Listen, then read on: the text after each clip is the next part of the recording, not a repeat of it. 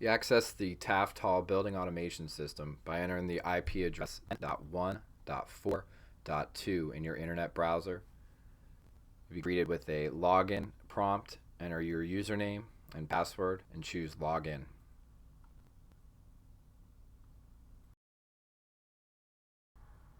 The first screen of the building automation system is the first floor plan.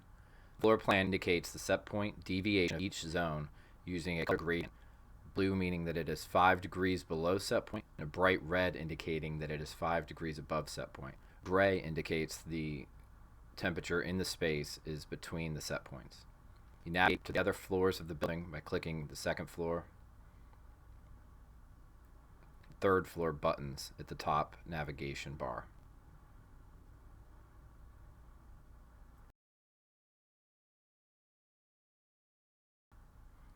Click an area of the floor plan to view the terminal unit that serves that area. The chill beam graphic. Top beam graphic, we have the equipment name. This can be changed by clicking on it, entering name. The room number as shown on the floor plan. This can be clicked on, changed.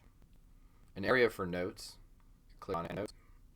An occupied command. This is the current scheduled occupied command. If you click on it, you have that beam schedule for modification. It shows null, indicating that it follows the master schedule. To override the occupancy command, click occupied and find a duration.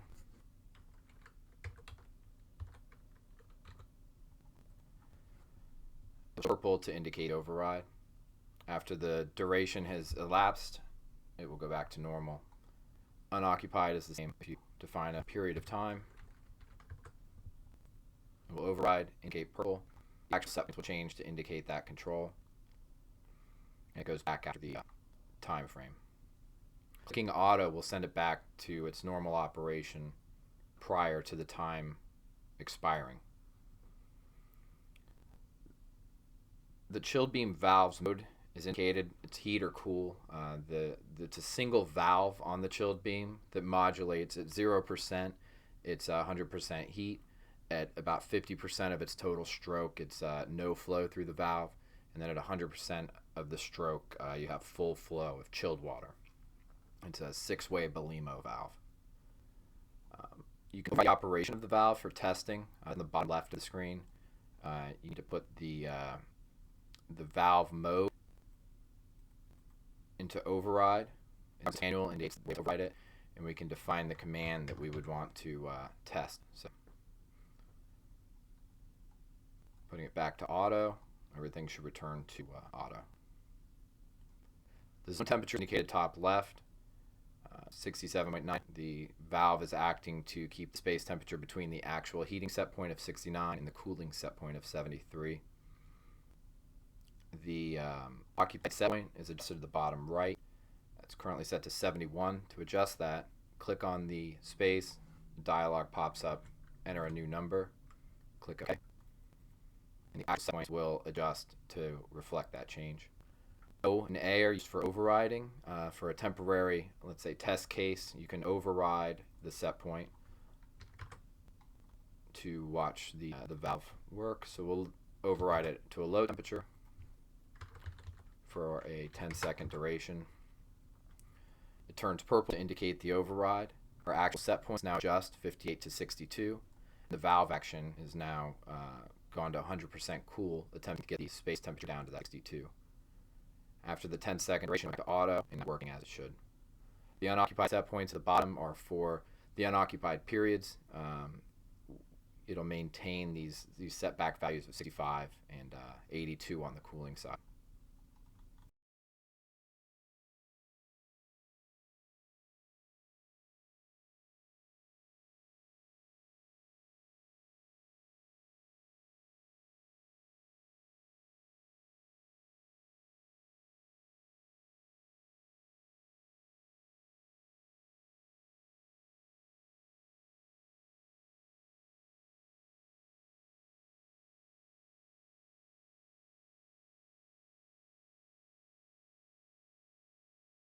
Each terminal unit has a button indicating which rooftop unit it gets its from. Click that button, it goes to the rooftop unit. Same heading situation where you can change the name or enter notes by clicking. Unit mode is shown. Currently it's summer. OA dew point above 49. This corresponds to the sequence of operation as defined by the engineer. The filtration for return on the right side here indicates the differential pressure across that. Typically you see these go up to about 1 inch, indicates a rather dirty filter. The heat wheels are by these rectangular boxes, and the status is shown in the middle. The wheel exhaust temperatures, there's 4 sensors on each wheel. This is the average of the 4 temperatures at this wheel and the 4 humidities. Fan command is shown. You can right click and override this. You can also right click on the VFD command. Any overrides on these equipments is advised against. Everything works together with the sequence of operation. The capability is there by right clicking. We did not create mobile access to this because it really should not be done. Fan status is shown by the rotating fan. If the fan was not on, we would see the rotation, the indication of air blowing out. The other wheel is indicated in the damper positions. There are 2 position dampers. They open during the occupied times. During the unoccupied time, for unoccupied operation, we circulate air back to the return. We do not bring outside air. Again, temperature of the wheels, there's 4 sensors at each wheel. There's the average of the temperature, average of the humidities. Another filter we have on our outlet air coming in. This filter is showing slightly dirtier. It's the darker color. As the filter differential pressure is up at 0.8 inches of water, this filter should be changed. Now 4 sensors indicating the wheel leaving temperature here. Hot water valve will drive to heat the air. Again, overrides are available, although it's strongly advised against. Freeze is indicated here. If this was an alarm, it would say alarm and be indicated in red. Heating coil leaving temperature, so we can confirm the heating coil is working as the hot water valve. This temperature should rise. Chilled water valve, 100%, and we see that it is working as we have 55-degree discharge air. So we're coming in at 70 degrees and leaving at 55. So we're getting a 15-degree delta on that coil. Additional humidity sensors for improving the wheel operation and efficiency, and the fan speed. Currently on at 100%. Smoke alarm and discharge air temperature. Currently the discharge air set point set to 50. That's defined by the sequence of operation in the unit mode. Right now we're at unit mode summer, OA dew point greater than 49. Clicking on the sequence of operation button, you can see what's going on. So currently the outside air dew point is greater than 49, which is following the sequence at the bottom. It says when any chill beam zones are calling for cooling and the outside air dew point, which is currently 50, is above 49, so that's that OA dew point. The heat wheel 1 speed, which is 100%, will modulate to maintain the leaving dew point, which is currently 50.7 degrees at the set point 50.9. So it's right on. It's right there. The chill water valve, only 100%. It's modulated to maintain the cooling leaving temperature, which is 54.8 degrees, at set point 50.9. So the valve's open 100%. It's trying to get the discharge air down to 50.9 degrees, but that's just not happening. It's doing everything it can. And the heat wheel speeds, it's currently 100%. It modulates to maintain a discharge air temperature, shown currently at 67.7. At the set point of 68, so it's very close on those. It's still ramped up. As it were to surpass that set point, the speed would stay. And click back to get back to the rooftop unit, and that wraps up the rooftop unit.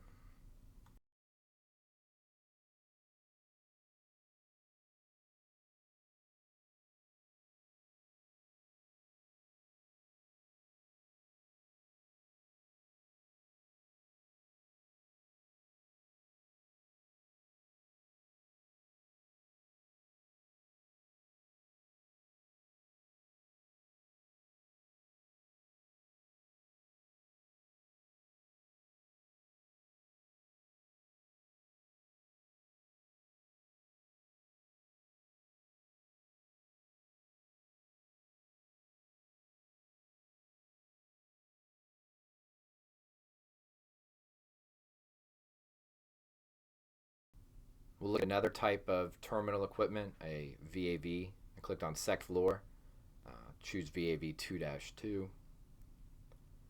The top part of the VAV screen is very similar to the chilled beams and all the other units, where we can change the unit name, the room number or unit number shown on the graphics, add notes to the occupied commands. A VAV, a little different. They have a damper which modulates to maintain the flow set point. As the temperature rises in the space above set point, the flow set point will rise to deliver more cool air from the rooftop unit 3. As the space temperature drops below set point, the flow will go to a minimum flow set point, and the reheat valve will operate to heat the air leaving the unit. The flows are shown on the bottom right. There's a maximum flow of 825 CFM and a minimum of 205. So currently the zone is just below its temperature set point of 68. So it's at the minimum flow. Its target flow being 206. The damper modulates to maintain air. The valve is opening to reheat that space. Temperature set points can be changed. You click on temperature, type in a new set point, override and auto buttons for all these as well for temporary modifications. The air for this unit is delivered by Rooftop Unit 3. This does all of the VAVs.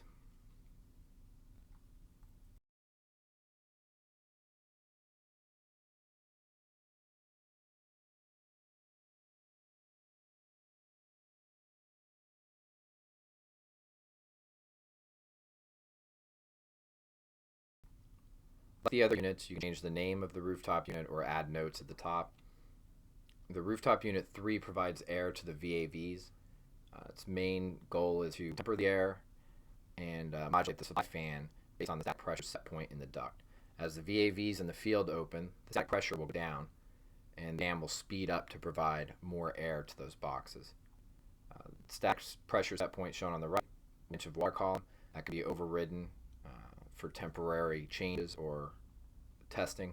The air temperature shown here, 60 degrees. The actual set point is currently 60.4. The temperature is maintained by the hot water, chilled water valves. Currently see the chilled water valves at 59% at temperature set point. The valves can be right-clicked on, and you choose override to override them. If you enter a value, time frame, the valve will show up purple to indicate that it's been overridden. After the time elapses, it'll return back to its automatic operation. The hot water valve will act if the discharge air temperature drops below the set point. You'll see the hot water valve open. Outside air dampers are used for free cooling. If the outside air conditions are appropriate, the outside air damper will modulate open in lieu of using chilled water valve for cooling. If we still need to drop the temperature, the outside air damper open for free cooling, the chilled water valve will start to open. Also, the CO2 from VA25, which is the conference room, is monitored. As that CO2 rises up to 800, it will start to open the outside air damper to bring fresh air in for that area. The return fan lags the supply fan by 20% as determined by the balancer. This can be adjusted or hidden.